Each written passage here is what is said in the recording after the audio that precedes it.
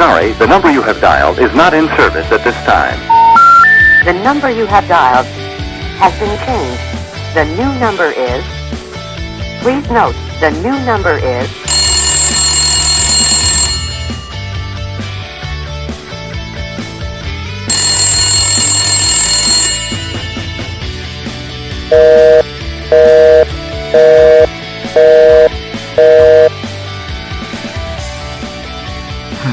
Good morning, good afternoon, and good evening.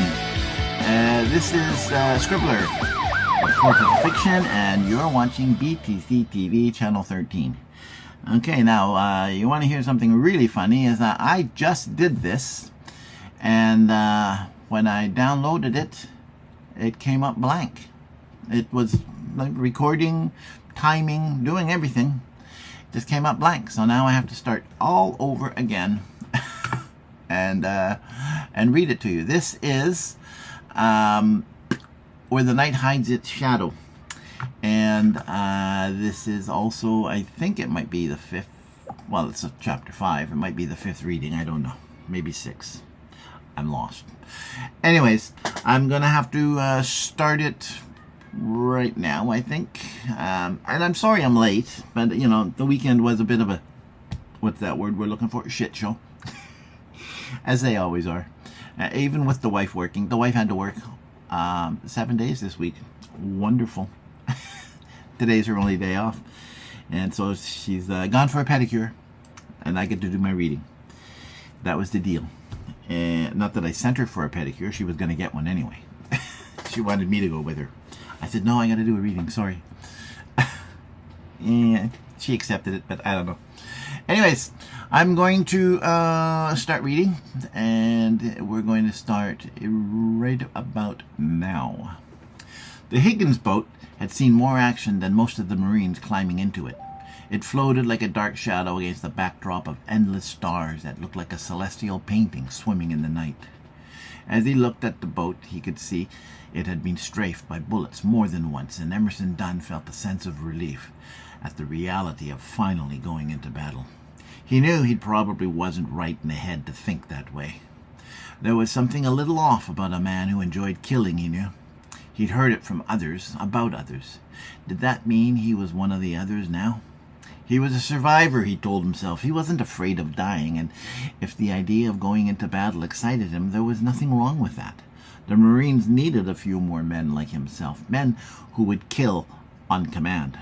That's how you survive. You kill everyone and let God sort them out. It's all this sitting around bullshit and doing nothing that eats at a man's soul. He told himself he hated the Japs. Not for anything they'd done over the past years. He didn't give a gator's tit for that. Let them kill each other all they want, the squinty-eyed little bastards. No, he hated them different. He hated them for being different. It wasn't like hating niggers, he told himself. With Japs, you had to hate them because they were foreign and odd, and they spoke different than you did. It was all gibberish from what he could tell. You justified killing them by telling yourself they attacked us first. It was time to return the favor.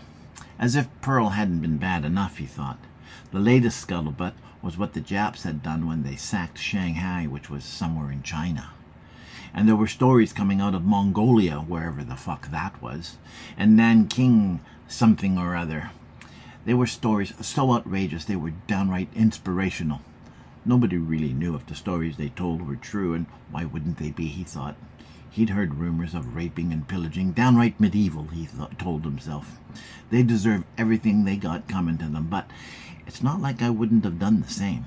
What's wrong with a little rape and relaxation? But still, he hated them. Tojo, the whole lot of them.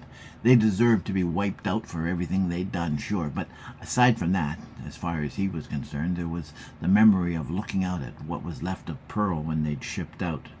They were leaving the States behind and heading into the great adventure, or so he thought then. That was almost 2 years ago. Now, the job was almost done, and it was only a matter of time before they invaded Japan land itself. He was looking forward to that. He'd show them that Marines could be just as merciless, just as ruthless, and just as unforgiving.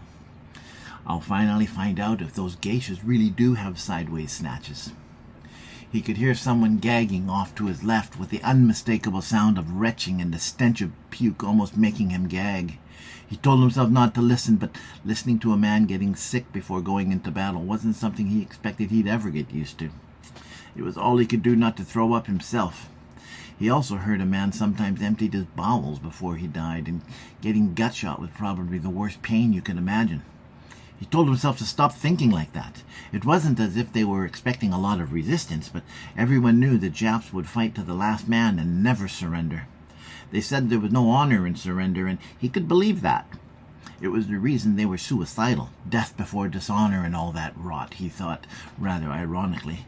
And where's the honor in throwing your life away? Still, they were coming in with 500 men. The landing strip was small and hidden, but big enough to house a squadron of fighters.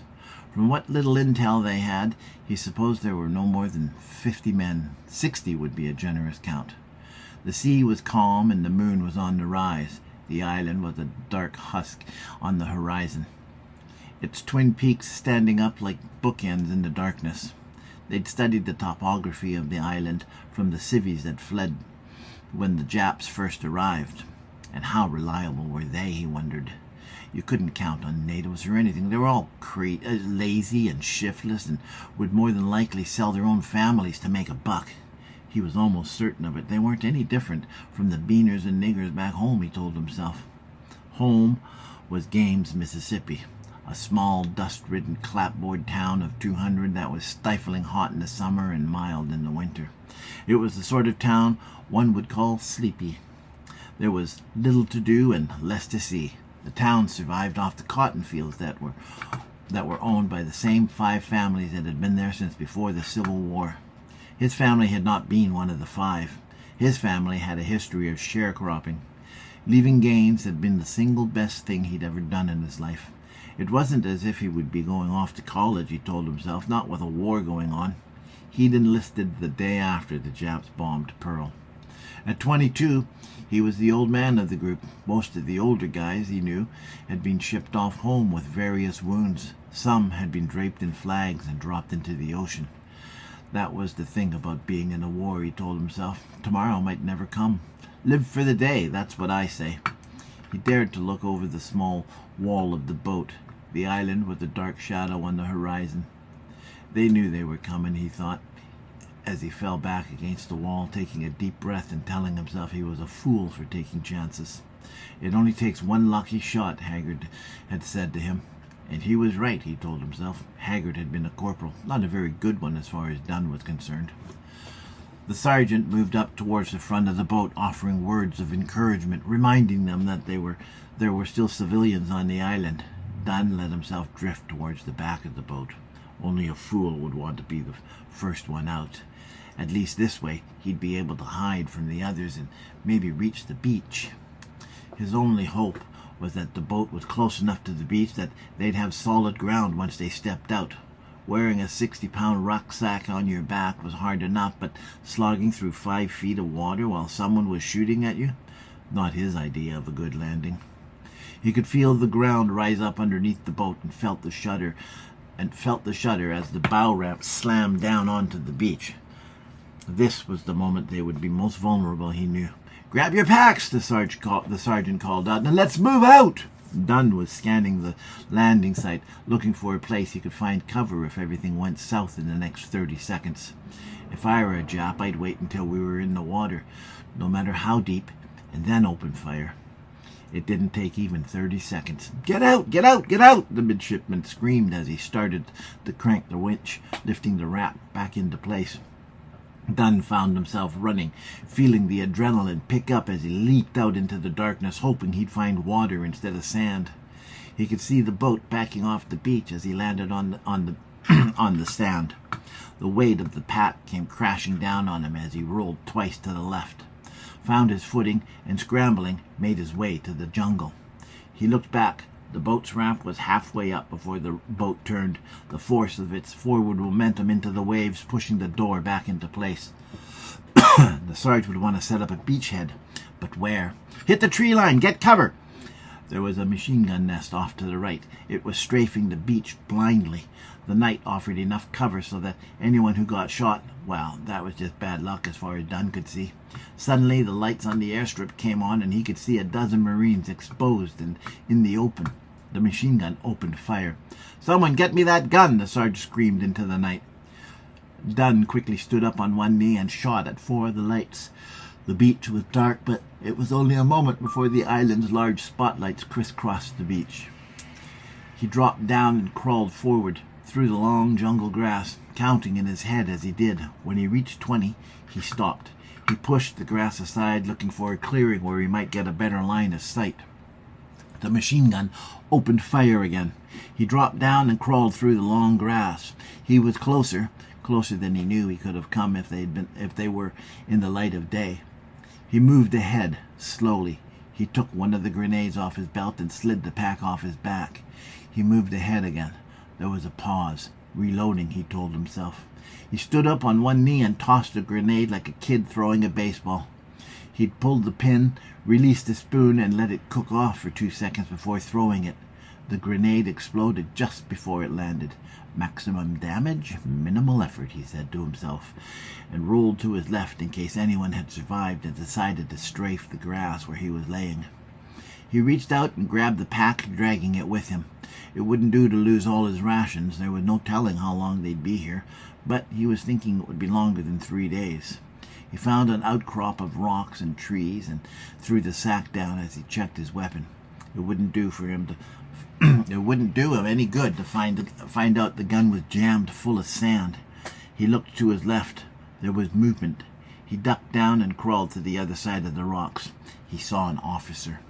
He was standing with a short sword in his hand, directing his men, and Dunn thought a Jap sword would make a nice souvenir. There we go. Hopefully this worked. Like I said, the last time I downloaded it, and it was just a big gray box. That was it. That's like that. That's not good. Not good at all. Anyways, I'm going to have to close this off. I'm going to have to say around arrivederci. Arrivederci and ciao for now. I will see you next week at the same bat time and the same bat channel. This is Ben Wustenberg, your host for Stories After 8 on BTC-TV, channel 13. Okay, catch you next week.